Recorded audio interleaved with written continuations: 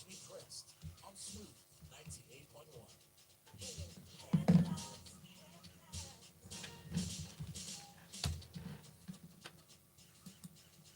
ARM. Invest in your tomorrow. Welcome to another edition of Freshly Pressed on Smooth 98.1. It's a Thursday, the 28th of July. My name is Victor Pepple. For the next 30 minutes, we'll be bringing you some major headlines across the Nigerian dailies with detailed analysis for you. This morning, joining us, Mr. C. Good morning. Good morning, Victor. Good morning, Lagos. And also Ugo Dre. Morning, sir. How are you? Very well. Good to have you on the show today. Now, you listening can be part of the show, sending messages to us on WhatsApp 0809 4440981.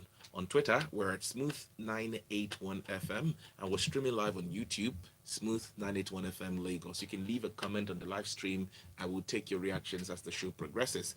Well, today, it seems we're bringing a lot of stories from the National Assembly, a lot happening in Nigeria, and we need some clarity. We begin from this day newspaper, where over 80 senators, majority House members, moved to impeach President Buhari over insecurity.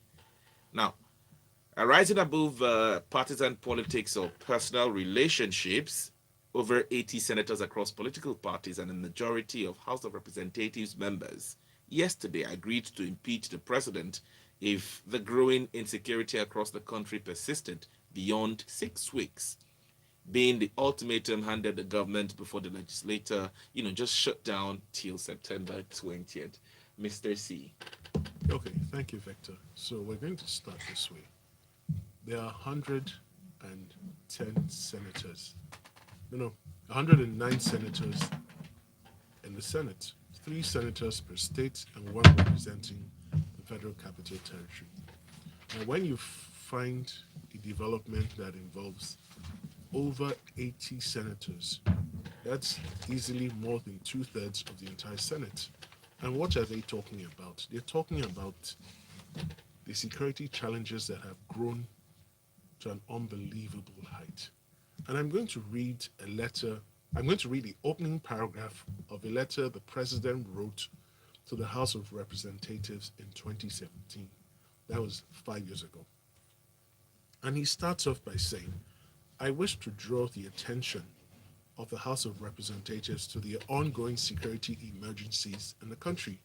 These challenges were discussed with the state governors and subsequently at the meeting of the National Economic Council on the 14th of December 2017.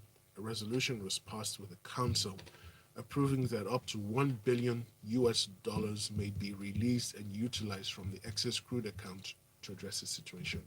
So listeners, that was 5 years ago. 5 years later, nothing has changed. In fact, the security situation has gotten worse. Now, the terrorists have been so emboldened, they've attacked a presidential advance party, they've attacked and kidnapped members of the presidential guards, and they have threatened to kidnap the Kaduna state governor and the president himself.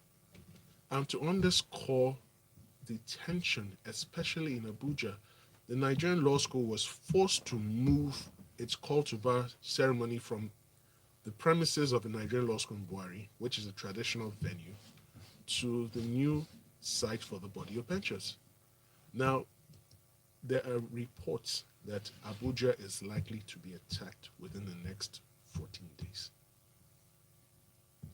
And it is on the back of all of these issues that the Senate met yesterday and they wanted to serve the impeachment notice yesterday. But the Senate president managed to defuse the situation and they agreed to give the president a 6 weeks ultimatum. And if at the end of the 6 weeks there is no substantial improvement in the security situation, they will then begin proceedings to impeach him. And the same scenario almost played out at the House of Representatives. But the deputy speaker, who was holding fort for the speaker who was away in the US, also managed to settle that matter and they've gone back to revisit the issues. Now, the The problem of insecurity cuts across tribal, ethnic, and political links or divides. It is one problem that does not know any of these factors. So insecurity doesn't determine, okay, I'm not going to attack the BBO man, I'll attack the UP man. No, it doesn't work that way. And for the seat of power, the capital of Nigeria, to be under siege, to be under attack, speaks to the ineffectiveness of our security agencies. Now, like I read from that letter, $1 billion was released or approved since 2017. Where did that money go? Yes, 462 million of that was used to buy the Tucano jets from America. And those jets were supposed to have been deployed against terrorists. So it seems you're talking about the second story already. So let's look at this one from Premium Times. Nigerian government withdrew $1 billion from excess crude account for security. Now, the government took the money from the excess crude account (ECA) to fund security amid depleting oil revenue. This is according to Nigeria's Minister of Finance, Zainab Ahmed. And well, this was okay. In fact, we had about $35.7 million, but as of June 2022, it has as at June 2022 we had $35.7 million. As at July, it had gone to about 307. Okay, just give us the details of this one. It seems you were shaking your head in disagreement. So, no, Victor, I agree with the current position, but we need to understand how we got here. Now, what is the excess crude account? It was an account that was set up under General Obasanjo when he was a civilian president. And basically, it was supposed to warehouse the differences between the budgeted price for crude oil and the actual price. So if there was a surplus, it went into that account. Now, the late President Yar'Adua was sworn in on the 29th of May, 2007. And as at that date, the balance in that account was 20 billion US dollars. 2007 was 15 years ago. Wow. Now, 5 billion of that amount had been pledged by the three tiers of government to fund the National Independent Power Project. Fast forward next year, sometime between 2008 and 2009, the governors instituted a suit at the Supreme Court saying that the balance of 15 billion should be shared out immediately. And they quoted provisions of the Constitution which actually say so. In 2009, the late President Yar'Adua opted for an out-of-court settlement, and by the end of 2009, the initial balance of 15 billion had dropped to 6.5 billion. So in the space of 2 years, we had gone through 8.5 billion US dollars. It gets more interesting. In 2010, when President Jonathan became the acting president, the governors came back and insisted the 6.5 billion USD balance be paid out immediately. He reached a settlement with them, and 2 billion was paid, in addition to some of 339 billion. Now you're talking about dollars here. No, now the 339 billion is naira. But 2 billion US dollars. Okay. So the 339 billion was to augment areas from the three tiers of government for the budgetary allocations, the federal allocations in May 2010. Now, it gets more interesting. In August 2010, they came back for the 4 billion balance, US dollars. And he agreed to withdraw some of it, and he took out 3 billion, paid 1 billion into the sovereign wealth fund, which had then been created, and shared 2 billion. Now, in his second term, in Jonathan's real 2011 to 2015, with Okonjo-Iweala as his finance minister, he grew that balance in the ECA to 9 billion. The governors came back in October 2011 and went back to the Supreme Court 2 years after they had reached an out-of-court settlement with Yar'Adua, and insisted that the 1 billion in sovereign wealth fund should be shared. But at that point, some governors were arguing that it should not be shared. And one of those governors, incidentally, is Mr. Peter Obi. He argued that it should be shared, but he was drowned out by voices like the Governor Oshomole then, Governor Akpabio, Governor Mechi. BRF, Babatunde Raji Fashola, supported on constitutional ground because he's a lawyer. He predicated his position on the extant provisions of the Constitution. So, long story short, the governors have wasted that money. And when Buhari took over in 2015, he had 2 billion in that account. In 7 years, there have been no accruals from this present administration into that account. Now we're here, and it is extremely sad. The 1 billion that was taken out for security purposes, we're yet to really see where the money is, apart from the Tucano platforms. So it's a really sad development. Now, from this report, we have less than $400,000 in the ESA. Correct. Not so much to say again. Let's get over to Ugo Dre. Ugo, in the Vanguard newspaper, Senate is inviting the CBN governor over Naira depreciation. I don't even want to look at the market rates, the bank official rates, but the black markets. It hovers between 650 Naira to about 710 Naira, depending on which state you're in and the person who has, availability of the dollars. Let's come to you now for analysis of all of this. I think this morning is the morning of too many bad stories. So how do I think it's those of us who had said that we're going to get 700. I think some of us said September. We didn't even think it was going to come this early.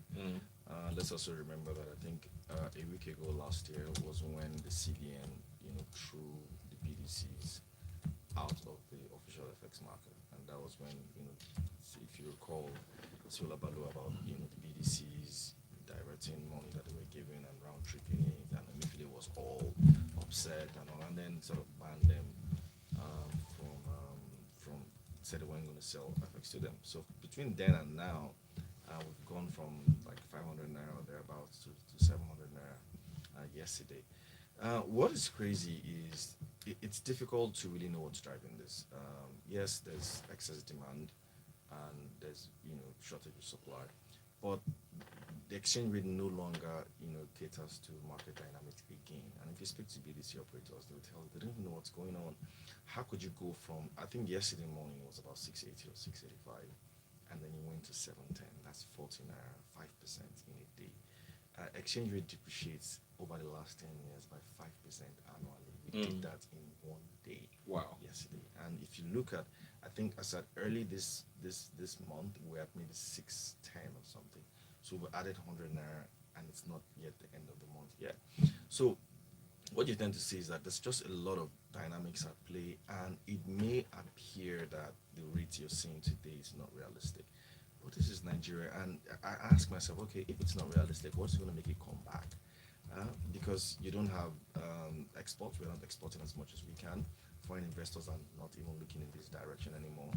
Nigeria is not going to borrow any money from Eurobonds or World Bank, because that's what you usually do. So we go down and we give you maybe $1 billion, and then that sort of gives you some buffer.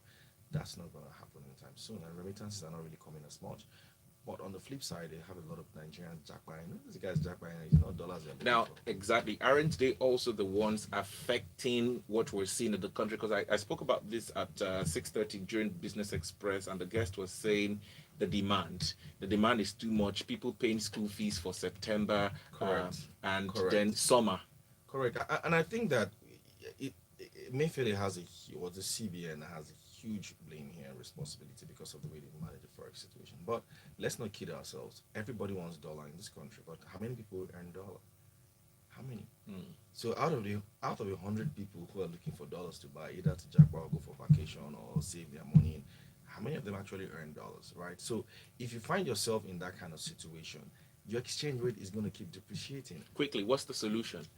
The solution to earn dollars. That's it. We're gonna be able to earn dollars. We're not producing as much to export. You can't stop anyone from wanting to buy dollars, right? And I'm not gonna advise you not to buy dollars, right? So the only solution here is to earn, and in the meantime, but it takes a long time to earn, like you've said, right? So that's why we said, look, you know what, the CBN they've got to take a whammy, and the whammy is immediately devalue at the official market and then allow what you call a managed float exchange rate Some system people to had operate. predicted that after the party primaries, dollar was going to get back into the economy after what we saw. Those ones that are predicting without data. If you look at it, just follow the data. If you look at the data, you would know that we will find ourselves in a situation. So- I guess one more thing. Sorry, Mr. C. Right? If you also go and look at money supply, for the first time ever in this country, the total money supply in Nigeria is about 48 or so trillion. It had never happened before. So there's so much naira out there. And what happens when you have so much naira at low interest rates? People are always going to use that naira to buy dollars. Mind you, the CBN as well is giving out intervention loans at about 5% currently. But what's your inflation? 18%. But What's didn't a your NPR? particular 14%. political party promise that $1 to 1 naira will be effective in this country? What political party was that again? I mean, during the campaigns 2014, I'm trying to remember. So I just want to throw this. I want to ask Ugo a question. Ugo, if we stop the massive oil theft going on in the oil industry, will that not substantially boost the government's course. revenue? It will. You know, the funny thing is that, Mr. C, good point you raised here. We used to do about $80 billion before in oil, $70, $80 billion in the good days, 2013, 14, when you had that excess crude account. And all, we're doing that much. But now we're doing less than $50 billion in oil. And our dollar demand in Nigeria, I've always said it's over $100 billion. So you have a huge gap demand. How are you going to meet that demand? So even if you stop the oil theft, it will help because it will push, because now dollar is about oil is about $100 or so a pop. So if you look at that, and we're actually doing the 1.8 million barrels that we plan to do, I think we'll be in a better position. So, but with oil theft and all the challenges you have with exports, this is where we are. Gentlemen, we're due for a break. When we do come back, we'll head over to WhatsApp for some of your messages. Stay with us. We are going to 1K. 1K Gosh. December. We may So, get there before December, at the rates We we're can only pushing. take 3 more stories. Okay. Mr. C, one of them, 4 and 5. Which one should we take? Ugo, which other 2 stories do you prefer?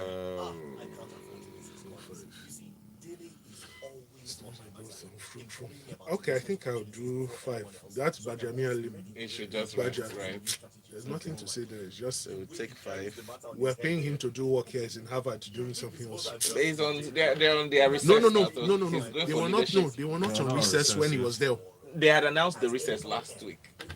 7. I'll just take 7. I think there's really no time. Okay. 7. 7 and maybe let me see. The stories here are just terrible. That's why I don't like coming. It's terrible. But I mean, these are the things that happen in No, Nigeria. yeah, no more All right. things happening. We're on. 8.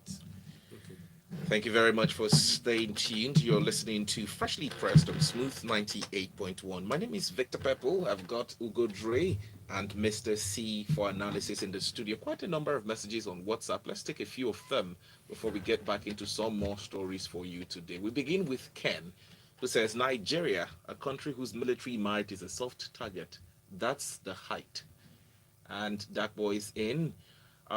President happens to be sleeping and will now come out to express shock and assure everybody that the perpetrators will be brought to book. Oh, what a life.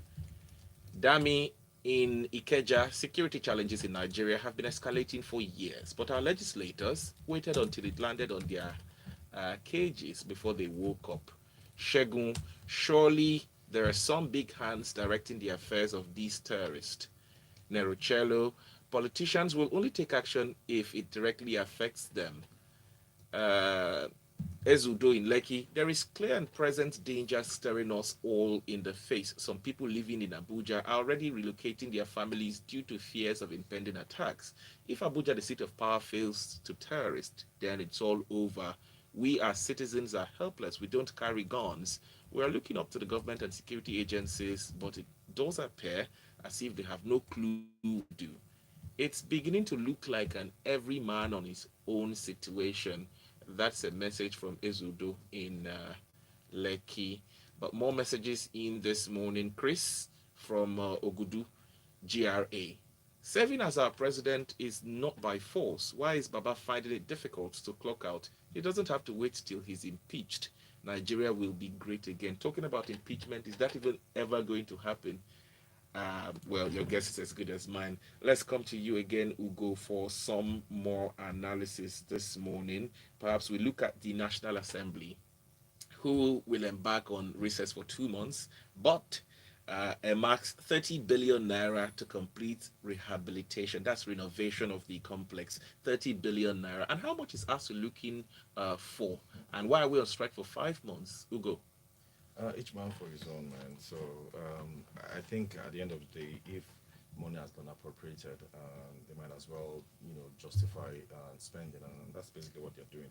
But in terms of recess, well, I mean, I guess that's what is also meant to happen. It's just that National Assembly are going on recess at a very, very, bad time. There's so much insecurity. Exchange rate is, going haywire. Nigerians are struggling with, high cost of, goods and services. It's very likely that we're going to see a huge migration of young Nigerians out of this country over the next few weeks because, summer will be over by August. And so by the time lawmakers are back, they're going to be confronted with a whole lot of problems. And of course, we also have ASU that is on strike that's yet to resolve. So there's a lot of problems that is on the table, but they're going on recess. And what's very interesting is that even the National Assembly members are saying to themselves, as we're going on recess, jack back from Abuja, it's not safe. Go to your constituencies and go and chill. So what about those ones that their constituencies are actually worse than Abuja itself? Because I mean, particularly around the northwest where you have a lot of insecurity. So where are they going to jack back to? Guess where? Abroad. These guys are going to go to their families. In case you don't know, most of them also have families abroad. So Nigeria is like where people come to farm and work. That's how the kind of leaders we have. But They come here to isn't the farm and work. National Assembly constantly taking breaks? Just last month during Eid, they went It's on in their 19 rules. days. It's recess. It's what they're meant to 19 do. days recess. Typically, right, your National Assembly as well, you're also meant to always be within your constituency because you're a representative of your constituency. In So it's whether they are in 2021, their constituency that is the issue. in 2021, the National Assembly Senate sat for only 61 days out of 365. The report is there. Yeah, so the question is, was that legal or illegal? That's really the issue. But also So looking it's at not the about allowances and the severance packages that they take home Ugo. annually. It's illegal. It's illegal. Okay. Well, Mr. C, let's come to you with a different story. Let's not dwell so much on the National Assembly. This time, it seems the Minister of Aviation, Hadi Sirika, is making a big announcement. He says Nigeria Air to commence operations soon with 3 leased planes. That's in from Premium Times. Okay, so very quickly, Nigeria Air is still a project whose details are still not very transparent. So, industry experts and professionals have continued to ask pertinent questions as to the structure and framework for this airline.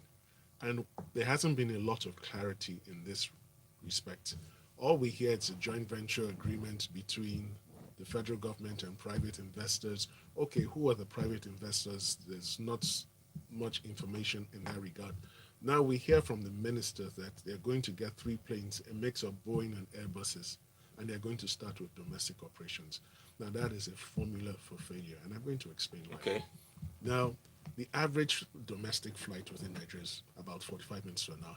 The longest flight is Maiduguri, 2 hours, right? Airbuses are more suited to trips 6.5 hours or longer. Same thing goes for Boeing jets. So why would you use a plane that will be maximally effective for a 6.5 hour journey for a 45-minute journey? Given the high cost of jet fuel in this country, given the cost of doing business, you would have thought that they will get more jets that are more suited to short haul trips. Boeing jets and Airbuses are long haul jets. So you're putting round pegs in a square hole, and then tomorrow you turn around and express shock and confusion when the airline doesn't make money. But maybe they're starting with domestic and then looking to international travels as well. Victor, you cannot use a long haul jet for a short haul operation. Look at all the serious airlines in the world. They don't do that. We're not supposed to reinvent the wheel. All right, thank you very much. Ugo, let's come to you again with this story. Vanguard newspaper. Insecurity.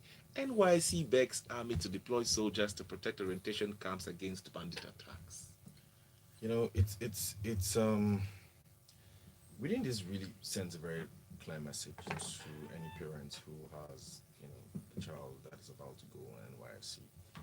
There's just no point because if the people that are meant to protect your children are begging the army, who is also under siege and finding it difficult to protect themselves, to come and protect, core members, then what exactly is the purpose of allowing your kid to go, for NYSC?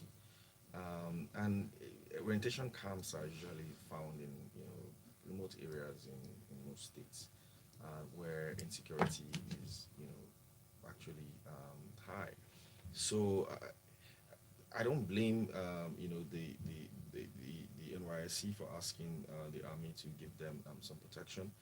But what is clear here is I think it's about the same way that you could see schools getting suspended or in Nigerian law school moving their convocation somewhere else.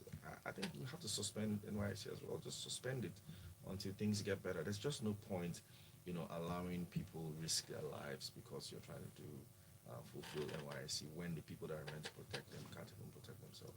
All right, quickly, let's look through some of your comments on YouTube. Niyi, basically, he will revolve insecurity issues in 6 weeks after 7 years in power. I bet you were saying resolve there. What a joke. Joy is in, says Peter will be today, tomorrow, and he has my vote. Please put this information out there. Let more people know about Peter Obi. Well, it's not campaign season yet. B, them eyes just open when the threat of insecurity is now on their doorstep. What have they been doing for the past 7 years? Now they're concerned. Uche on YouTube as well. Hi, Ugo. Can you be a little more audible? I can. Okay, thank you so much. We see that. Nigeria is on fire and our legislators are going on recess.